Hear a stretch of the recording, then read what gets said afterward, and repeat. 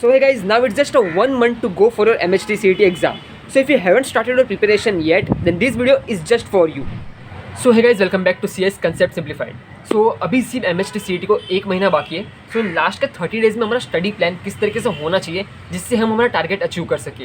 Hope so आप सबको target याद होगा। हमारा टारगेट ये है कि हमको 90 से 95% लाने, जिससे हमें अच्छे से अच्छे कॉलेज में एक अच्छी से अच्छी ब्रांच मिल सके। सो ये हमारा टारगेट है। सो अभी इस टारगेट को किस तरीके से अचीव करना है, अभी तक हमारा प्रिपरेशन ज़ीरो हुआ है। सो अभी हम हमारा प्रिपरेशन स्टार्ट कर रहे हैं, तो किस तरीके से स्टार्ट करना है, कुछ इंपॉर्टेंट टिप्स सो हम इस वीडियो में इसके ऊपर बात करने वाले हैं। So let's start. So guys, let's start with tip number 1। अगर आपने MHT CET की प्रिपरेशन अभी तक स्टार्ट नहीं की हो या फिर स्टार्ट करने वाले हो, तो सबसे पहले हाई वेटेज वाले चैप्टर को कंप्लीट करो। अभी आप सबको कैसे मालूम पड़ेगा कि कौन से चैप्टर का वेटेज हाई है, किसका लो है, तो इसलिए हमने ऑलरेडी वीडियो बना चुके हैं about chapter wise weightage for physics, chemistry, maths and biology. और ये सारे वीडियोस आपको हमारे चैनल के शॉर्ट सेक्शन में मिलेंगे। तो शॉर्ट सेक्शन पे जाओ, आप पे थोड़ा स्क्रॉल करो, आपको दिखेंगे chapter wise weightage for physics, chemistry, maths and biology. और आपको उस वीडियो को देखना है और एनालाइज करना है कि कौन से चैप्टर का वेटेज हाई है और लो है। एक डिस्क्लेमर देना चाहता हूँ मैं आपको कि आपका MHT CET का जो वेटेज है वो डिफर करता है according to your shift.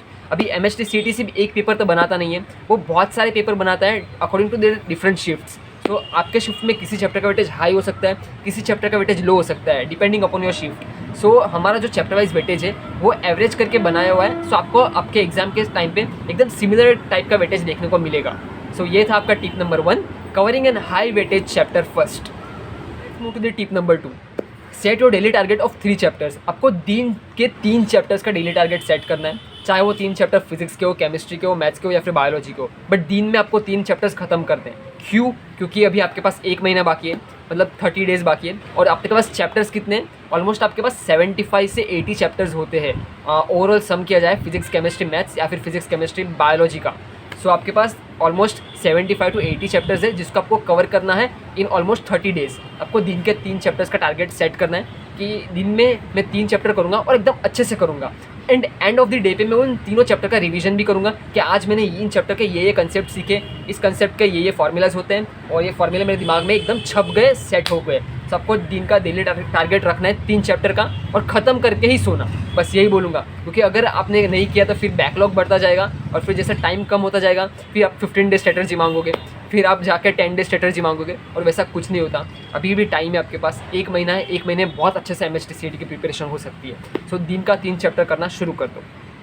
Let's move to the tip number 3। अभी सबसे पहले हमने हाई वेटेज वाले चैप्टर्स को उठा लिया, उसके बाद हमने डेली टारगेट सेट कर दिया कि हमको डेली के 3 चैप्टर्स खत्म करने, जिससे हमारे 75 टू 80 चैप्टर्स कंप्लीट हो पाएंगे in the time span of 30 days.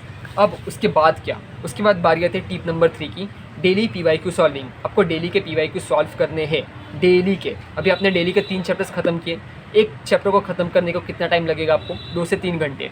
आप बोलोगे भैया 2 से 3 घंटे में कैसे ख़त्म होगा? आपको सिर्फ कंसेप्ट को देखना है, कंसेप्ट को पढ़ना है, इंपॉर्टेंट लगे तो टेक्स्ट बुक में ही अंडरलाइन करो। उसके बाद उसमें कोई भी फॉर्मूला है तो फॉर्मूले को आपको लिख कर प्रैक्टिस करनी है, एग्जाम्पल को भी आपको लिख कर सॉल्व करना पड़ेगा। केमिस्ट्री में आपको बहुत सारी चीज़ें रटनी पड़ेगी, तो आपको वहाँ पे रटना होगा और कई सारे आपको डायग्राम्स होंगे वो आपको याद करने पड़ेंगे। बाकी मैथ्स तो आपको लिख कर ही प्रैक्टिस करनी है। मैथ्स में आप जितने क्वेश्चन सॉल्व कर सको उतने क्वेश्चन आपको सॉल्व करने हैं, सारे एग्जाम्पल सॉल्व करो और PYQ सॉल्व करो मैथ्स के लिए। तो फिजिक्स में फॉर्मूलाज आते हैं, फॉर्मूलाज को लिख कर याद करो, उसके अलावा कोई सॉल्यूशन नहीं है। केमिस्ट्री में आपको टेक्स्ट बुक की बहुत रीडिंग करनी पड़ेगी, टेक्स्ट बुक आपको रीड करते ही जाना पड़ेगा, तब जाके आपको केमिस्ट्री याद रह पाएगी। बायोलॉजी भी वैसी ही है। सो ये हुआ, तो आपको दिन के 3 चैप्टर्स ख़त्म करने में लगभग 8 घंटे लगेंगे। उसके बाद आपको 3 घंटे देने PYQs को। आपने जो 3 चैप्टर्स किए उन 3 चैप्टर में से कौन कौन से PYQs कौन से कंसेप्ट पे ऊपर आ रहे हैं, क्या आप उनको सॉल्व कर पा रहे हो या नहीं, उसको आपको एनालाइज करना है कि आपको ये फार्मूला आता है या नहीं, और आप चाहते तो आप सॉल्व भी कर सको। सो ये हुआ, PYQs को आपको डेली सॉल्व करना ही होगा। PYQ सॉल्व ना करो तो एक बार देखते लो कि आपने जो आज चैप्टर किया उस चैप्टर में से कौन से कंसेप्ट पे PYQs आ रहे हैं, क्या आप लगा पा रहे हो या नहीं, आप सॉल्व कर पा रहे हो या नहीं, क्या आपको ये कंसेप्ट याद है या नहीं अभी at the end of the day. So ये हुआ, सबको डेली PYQs को एक नज़र तो देनी ही है। So that's all about tip number 3। Move to tip number 4। अभी सबसे पहले हमने हाई वेटेज वाले चैप्टर्स उठा लिए, उसके बाद डेली टारगेट सेट कर लिया कि दिन के 3 चैप्टर्स तक करने ही है हमको। उसके बाद हमने PYQs भी करना शुरू कर दिया।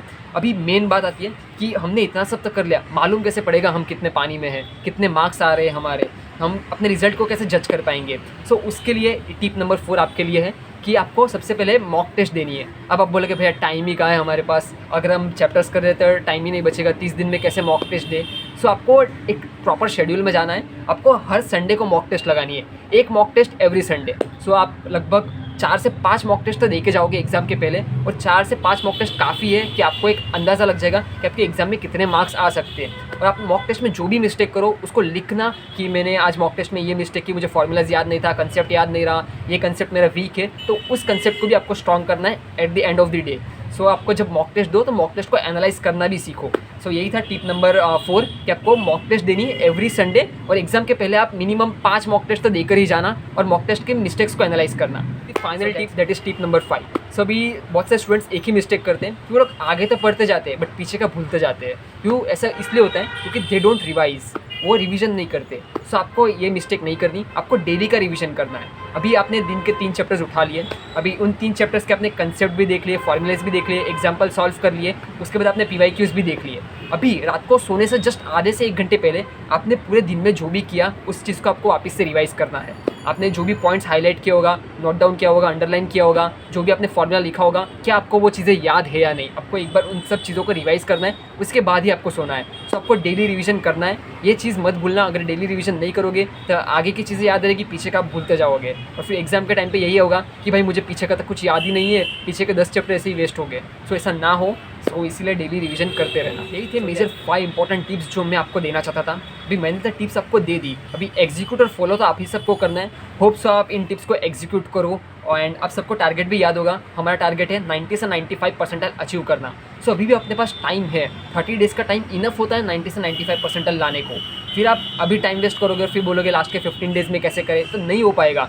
सो अभी से स्टार्ट कर दो, अगर आपने स्टार्ट नहीं किया हो तो, और स्टार्ट कर दिया तो वेल एंड गुड। अभी टारगेट याद रखना 95 प्लस तक आपको जाना ही है बस। सो गाइस यही था। और एक बात याद रखना, मैथ्स में आपको प्रैक्टिस करनी है, कंसेप्ट को सीखना है। फिजिक्स में आपको कंसेप्ट को सीखना है और फॉर्मूलेस को याद रखना है। केमिस्ट्री में आपको थियरी भी पढ़नी है, फॉर्मूला भी पढ़ना है और कंसेप्ट को भी सीखना पड़ेगा। और बायोलॉजी में पूरी थियरी पढ़नी है और डायग्राम्स को याद रखना है। सो यही था फिजिक्स, केमिस्ट्री, मैथ्स और बायोलॉजी।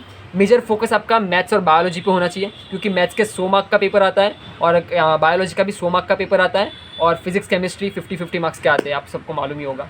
बाकी यही और एक बात है कि रिवीजन पे फोकस करते रहना। ऐसा ना हो कि आपको आगे की चीज़ें याद हो, पीछे की आप चीज़ें भूलते जाओगे। तो ऐसा ना हो, रिवीजन करते रहना।